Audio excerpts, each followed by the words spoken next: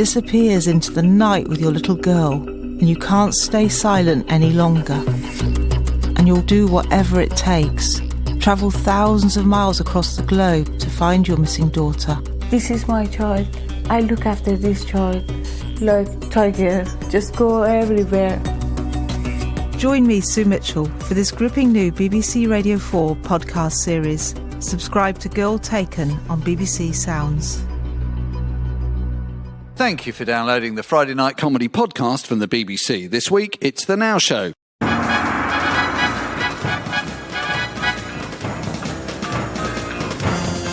Hello, I'm Steve Punt. And with us are Ellie Taylor, Kai Samra, Gemma Smith and Dominic Frisby. And this is...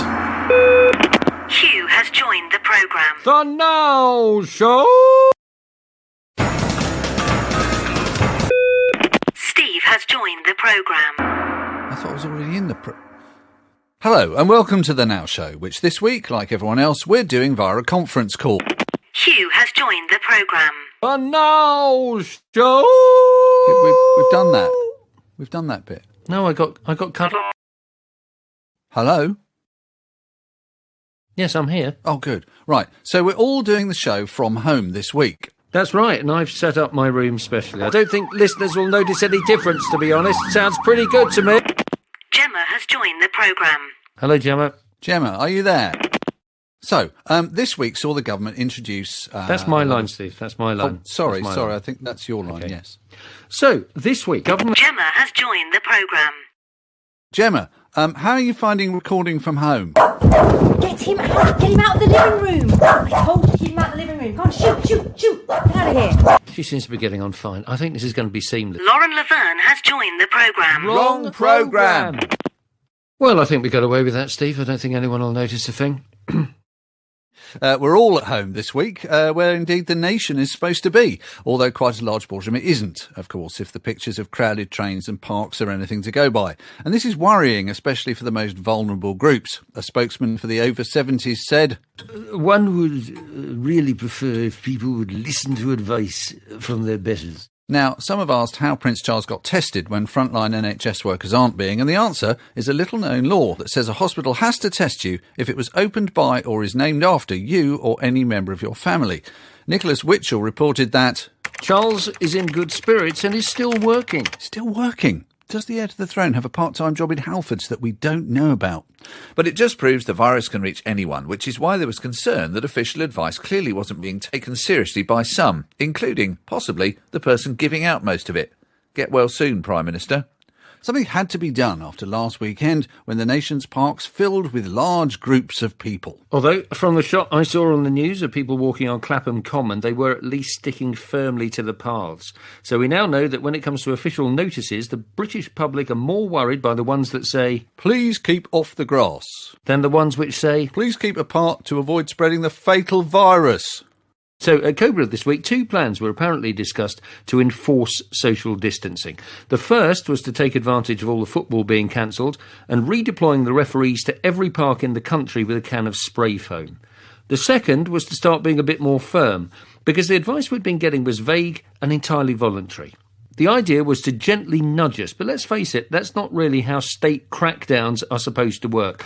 Black vans don't drive around the streets with loudspeakers going, Attention, you are hereby advised very strongly that if you don't mind, it really would be awfully nice of you if you could, as it were, forbear from any leisurely perambulations of a non-urgent nature if it's not too much trouble.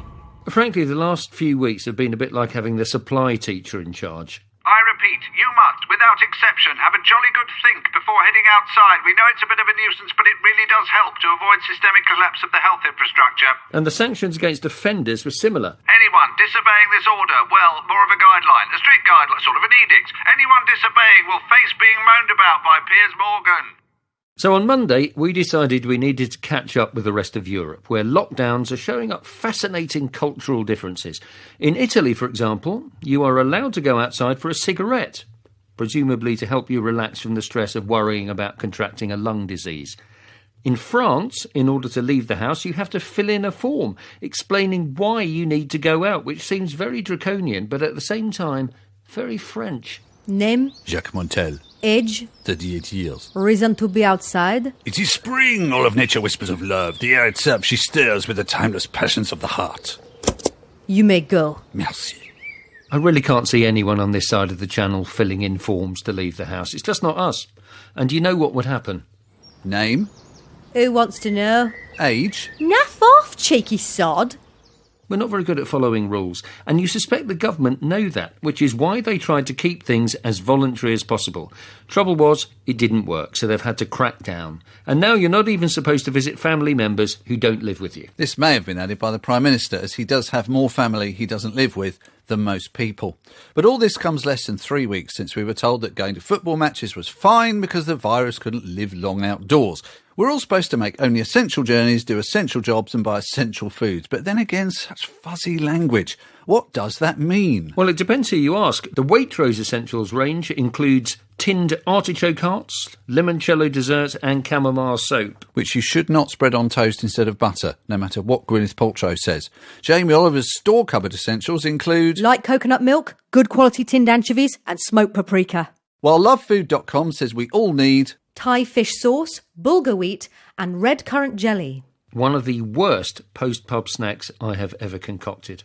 My own essential is some Arctic roll. It's not edible, it's frozen andrex they sell at Iceland. I would say ketchup is essential, or passata for Waitrose customers.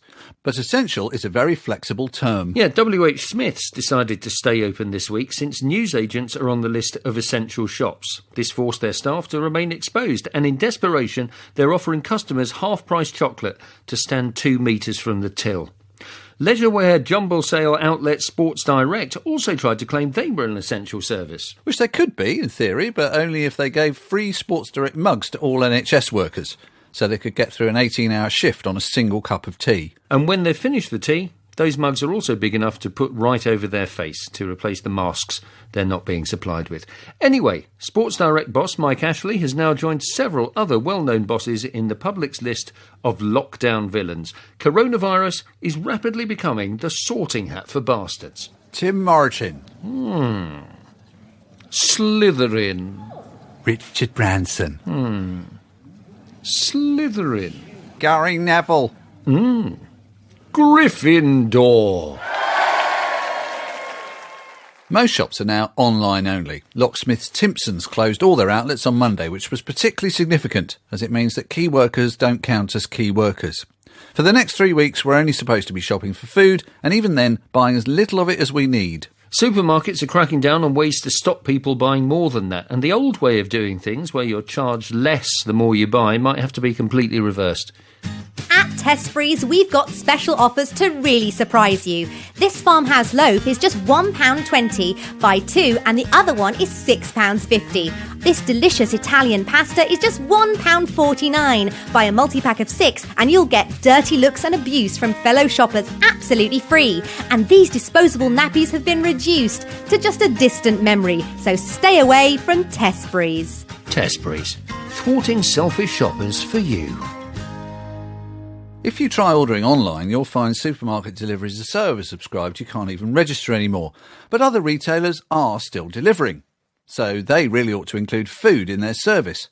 DFS could deliver you a wardrobe full of potatoes, an actual spice cupboard, or a sofa stuffed with prawns. Some places are doing their best to help out. High street banks have all offered various schemes. RBS have deferred loan repayments. TSB have waived charges for closing accounts. Lloyds have arranged for a large horse to majestically roam the streets, symbolising power and strength, thereby subconsciously raising morale, plus we like the horse. But let's try and think positive. It was pointed out this week that there is a strong possibility that in 1606, Shakespeare used the months he spent in quarantine against plague to write King Lear. Working in isolation at home was probably no easier then than it is now. I have left food at your door. For this much thanks, dear wife. Oh, for a loaf of bread that I may feed my muse. Bread canst thou not find, nor fruit, nor meats, and as for toilet parchment, not one hope dost thou have. Toilet parchment, that precious spool, that long enravelment of softest wood pulp, tightly wound on spindle of card, how do I miss thee? Without thee, I dare not eat any more of these figs. The merchants say they may have some tomorrow. Tomorrow and tomorrow and tomorrow, that's all I hear.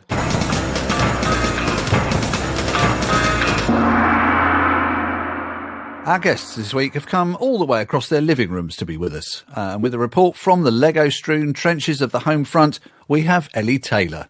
It's been a week now since schools and nurseries across the UK closed for an undefined length of time.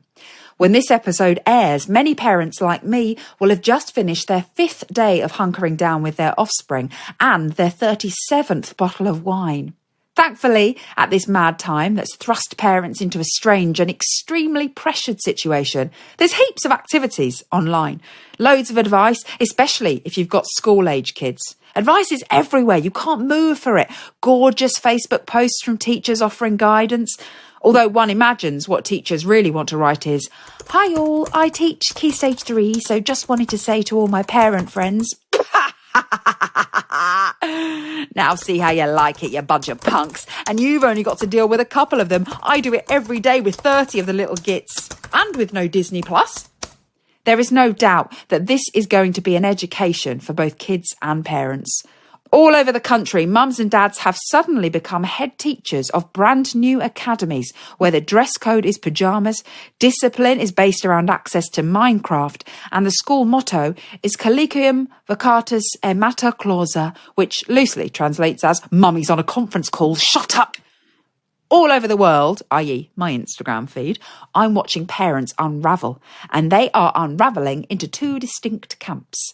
There's the group who are being positive pollies and keep underlining what an amazing opportunity it is to spend so much extra time with the kids and how it's only 10 a.m. and they've already done 9 craft products, written a TED talk on cephalopods and are now embarking on a family activity redesigning the Milton Keynes roundabout system. Then there's the other group, who I'll call Despairing from Kent, who lasted half a times table session before immediately leaving their children out for the foxes. I too am a parent working from home, but I'm in a slightly different situation. Firstly, because my kid's 16 months old, so her education is less maths and English and more please stop licking the fence. And secondly, I'm a comedian. So after this show, I don't actually have any work in my diary till 2023. And that's my mum's 70th. And even that's only a pencil because she's hoping Bradley Walsh might be free. I keep seeing everywhere these lovely, thoughtful, hopeful posts saying that as a society, we should be using this enforced period at home to create and write and read and reflect and plant and paint and potter. Potter! I would love to do these things, but it's very hard to paint and potter when you have a housemate who screams unless you chase them with a hoover that you also have to pretend is a dog called Kevin. I can't do anything with this time. I would love to write a screenplay or Marie Kondo my Pyrex, but unfortunately, my working situation does not allow this.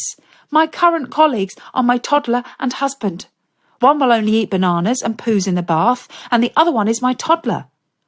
It's the Wild West of workplaces. There's no distinct chain of command, a very uncompetitive salary package, 0 benefits, and no HR department to complain to when your co-worker wipes snot on your back midway through a 2-hour session playing horsey-horsey. And sometimes my toddler is annoying too. Yes, it's safe to say, like any parent, I am highly unlikely to come out of this experience with a new language under my belt or my first novel sitting on my desktop. But you know what?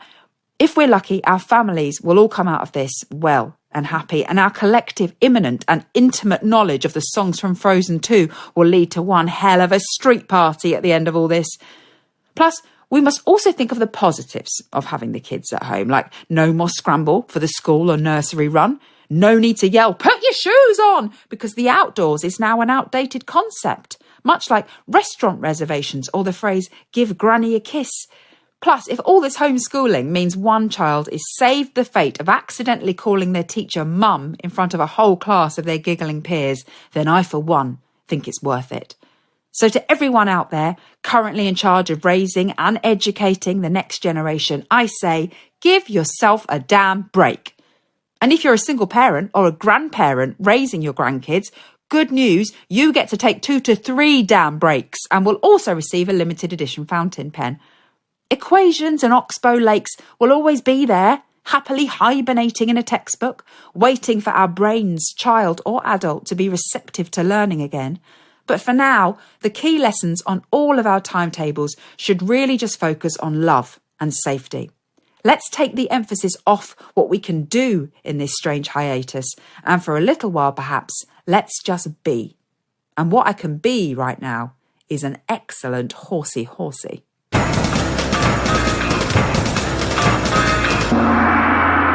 Ellie Taylor there. Now, it's going to be a very long summer because nothing is going to be happening. Everything has been cancelled, and this week, after long deliberations, Tokyo 2020, the Olympics for people with perfect eyesight, has now been postponed for a year till 2021, although weirdly, it's still going to be called Tokyo 2020. Yes, handily avoiding having to pulp all the merchandise that's already been made. But it's not such a bad idea. We could petition Parliament to call next year 2020. And forget that this version of it ever happened. Yeah, that would be a relief to so many people who live on floodplains, Liverpool fans, Brexit negotiators. Yeah, you do have to feel a bit sorry for those supporters in red who for months now have seemed numerically certain of victory, yet they haven't quite officially got it over the line quite yet, as they wait and wait to find out if Keir Starmer will become the leader of the Labour Party. Yeah, the result of that particular election is due next week, but the contest has been going on for months, literally through fires, floods and pestilence. It feels like it will never end. In the year 2020, the machines launched an all-out war on humanity. Every city stood in ruins, while the Terminators roamed the radioactive wasteland that was our world. Meanwhile, in underground bunkers, the last survivors gathered and decided that the best person to lead the fight back was probably Keir Starmer, but with two other strong candidates. The future had not yet been written. John Connor didn't make the final ballot. Although whoever wins, Jeremy Corbyn has said that he's not going anywhere. Mind you, neither is anyone else over 70 if they're following government advice properly. What must be most annoying for him is that he's stepping down just as all his dreams are coming true. The government is paying workers' wages. Private businesses are being ordered to close. Private hospitals handed over to state control. It's Corbynite Christmas. Ho, ho, ho. In your stocking, you'll find 80% of your wages. And if you've been very, very good, some toilet roll. To be honest, it does feel a bit Christmassy at the moment. Everyone's at home with the kids off school. Shops are closed. No one knows what day it is. People are drinking by 10 a.m. Or is that just me? Of course, the kids aren't really off school, as Ellie was saying. The country has switched to schooling at home, and the teachers are still working online, while pupils quickly adapt time-honoured rituals for the electronic age. One teacher posted on Twitter this week that her class were using the chat function to ask her questions, and that on her screen were appearing things like, Miss, can I take my blazer off? Miss, am I allowed to go to the toilet? Miss, the dog ate my memory stick. We made that last one up. It's not a huge deal, since a great deal of today's schoolwork is all online anyway. The danger is it all works too well, and that somewhere in the Treasury they're quietly realising how much money they could save by not having school buildings at all. Now, the reason we're all isolating, of course, is to try and lower the burden on the NHS, and manufacturers, including Dyson and various car companies, are switching production to build vital equipment. The Department of Health's procurement people, though, are not going to be used to this. Just checking on the progress of our order. Right, well, we've looked carefully at your requirements and we've come up with this. The all-new Range Rover Ventilator X-Air with luxury heated face mask and 7-speed automatic hydraulic gullet pump. Listen to that motor. Feel the wind in your hair. Yes, technically I really need to feel it in my nose and mouth. Only it doesn't really need alloy wheels. These arrangements are necessary, though, because what we've learned is that all these years where we've been assured that the country was well prepared for something like this, it wasn't true. NHS staff don't have enough equipment or protection, although the system is adapting fast. But there are positives in the situation. The air's cleaner, there are dolphins in Venice, and in my street everything is very, very quiet. Except next door, where the teenagers are digging a tunnel.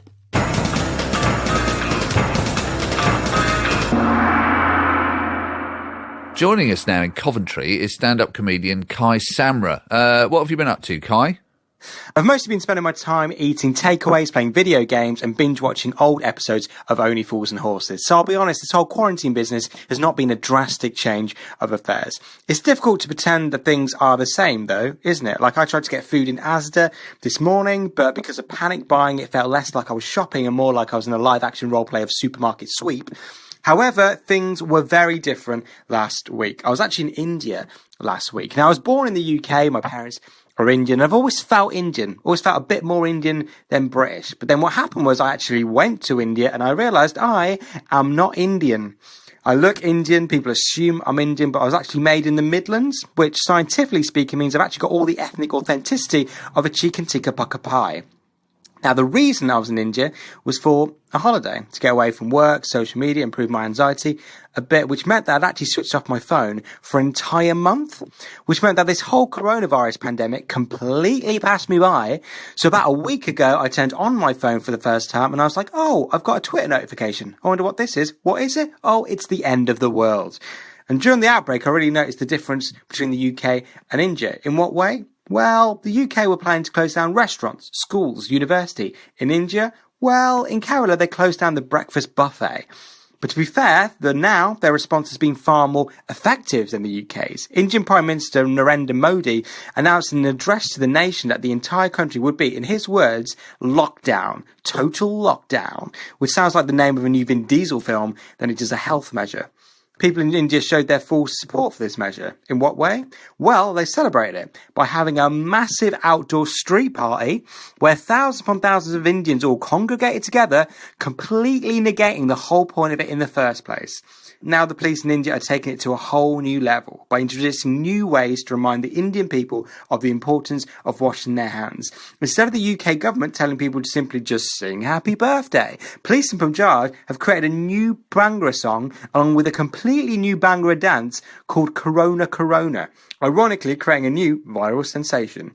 Swapping the famous Bhangra moves with just changing the light bulb and petting the dog, they've gone for classic dance moves such as squeezing the sanitizer, putting on the invisible mask and sneezing into your elbow. All done while dancing 2 meters apart from each other. I'm going to be honest, it's not Gangnam Style, but it definitely is something.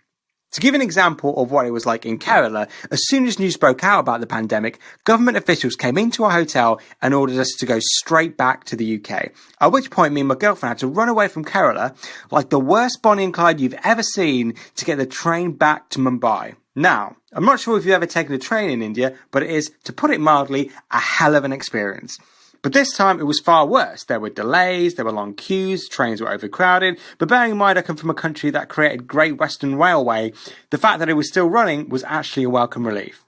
We finally got to Mumbai airport and were greeted with the police, who were notoriously strict. They tried to greet us with a coronavirus test. We tried to greet them with the coronavirus Bhangra dance, which I'll be honest did not go down well. And one thing we noticed at Mumbai airport was a huge amount of young British middle-class students who were all cutting their gap years short. I spoke to one whose name was Sebastian, obviously. I asked him why he was on a gap year to India in the first place. And he said, and this is true, to experience real poverty. And I remember thinking, Sebastian, you could have just stayed in the UK for that, mate. We would never accept that the other way around, would we? Like, we wouldn't accept rich Indian kids from Mumbai turning up at Heathrow and being like, hey, we're just on a gap year. Yeah, we're just here to experience real poverty. Great, where are you going? Middlesbrough. Sorry, what? So we quickly ditched Sebastian and thankfully we got the last plane back to the UK. Now, I'm not going to lie, being back in the UK was a relief, but being in India was an incredible experience. I met some wonderful people and made me think about my own identity, my own image of what India was like. And I don't know how the current 21-day lockdown is going to work, but one thing I do know is that from now on, I will almost certainly be washing my hands to this.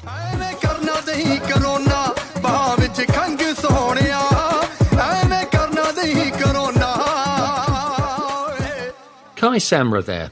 So, we put online a question for listeners about their routine. What is your routine in lockdown? And we have had some replies on this. This one, I think, is my favourite. Breakfast, homeschool starts, watch Peppa Pig with subtitles, so it classes as a reading lesson. Lunch, wife arrives or surprise Ofsted inspection. Homeschool shut down following classification of requires improvement. As one from a Generation Xer here who says, I'm from the Trumpton era, so my routine, brew, watching the news, crumpet, nibbles, grub. We also asked you to email us with amusing things you've seen or heard during the week, and this is my favourite. An innovative method to beat the pasta shortage has been discovered with a bit of lateral thinking. While the supermarket shelves are empty, Ann Summers still has bags of penis-shaped pasta in store and online. Luckily, when cooked, you can pass it off to the children as elephant's trunks. That's a top tip, isn't it? Because Ann Summers is not a place I would look for pasta. We've also been sent a warning to us, which goes, I know this time of self-isolation is hard and scary for people, but however bad you're feeling, please don't consider starting your own podcast. Men under the age of 35 are particularly vulnerable to this, and we all need to be vigilant of the dangers. We're outside the dangerous age. Yeah, we're out of the danger zone there. That's fine. So it's been such a horrible week all round. We thought we would end with a song this week from Dominic Frisby. But first, we need the credits. Hugh. Yeah, you've been listening to The Now Show, starring Steve Punt, Hugh Dennis, Ellie Taylor, Kai Samra, Gemma Arrowsmith and Dominic Frisby. It was written by the cast with additional material from Jenny Laville, Robin Morgan, Simon Alcock and Hannah Fairweather. The producer was Julia Mackenzie, and it was a BBC Studios production. A short time ago, life was flying by so fast. No time for anything. Then lockdown handed me my chance. I was finally going to write a book, learn how to mix cocktails and to cook. I was gonna lose weight and get so fit, spend some quality time with the wife and kids. I would do a course in computer code, invoice all of the money that I'm owed, learn a language and the names of the stars, and teach myself how to play guitar, do seminars and pen my memoirs. Now I'm sat in my pants, slugging back wine, in a kind of a trance, gone fully porcine. Turns out that my kids just drive me mad, and as for my wife, oh Christ, she nags.